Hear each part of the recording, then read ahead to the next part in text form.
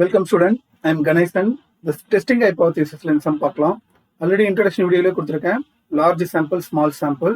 Large sample இருந்தா single mean, difference of mean, single proportion, difference of proportion சொல்லிட்டு 4 இருக்குன்னு சொல்லி இது என்ன மாடல்ன்றது நம்ம பார்க்கலாம்.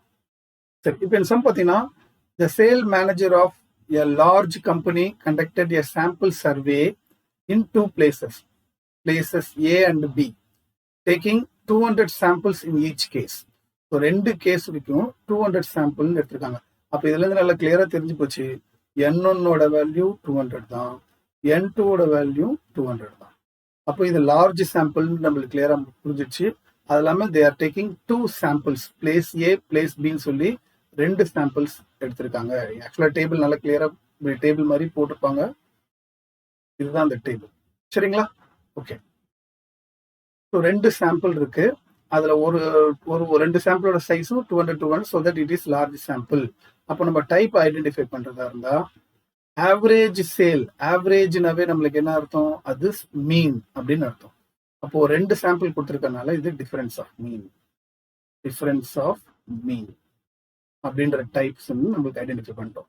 ஸோ டிஃபரன்ஸ் ஆஃப் மீன்ல நம்மளுக்கு Z-க்கான formula x1 bar minus x2 bar divided by root of sigma 1 square by n1 plus sigma 2 square by n2. இந்த ஃபார்முலா நமக்கு தெரியும். சரி, ஃபர்தரா என்னென்ன டேட்டாஸ் கொடுத்துருக்காங்கன்னு பார்ப்போம். சரி, ஃபர்ஸ்ட் சாம்பிளோட ஆவரேஜ்னா மீன் x1 bar, அதோட வேல்யூ வந்து பாத்தீங்கன்னா 2000.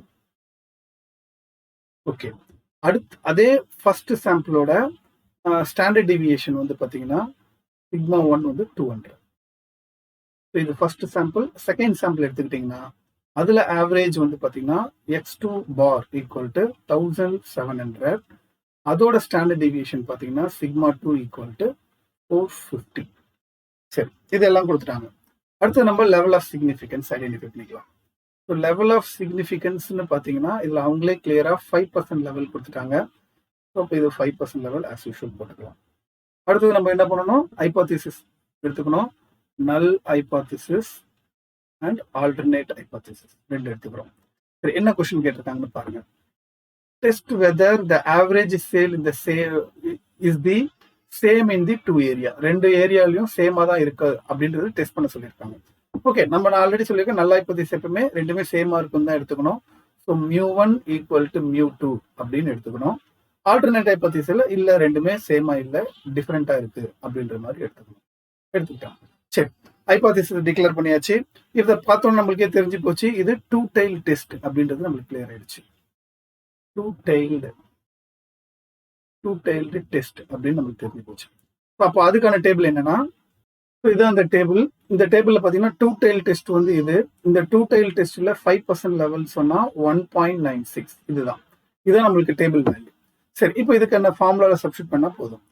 ஸோ இதுல வந்து Z-ஓட வேல்யூக்கான formula x1 bar minus x2 bar divided by root of sigma 1 square by n1 plus sigma 2 square by n2.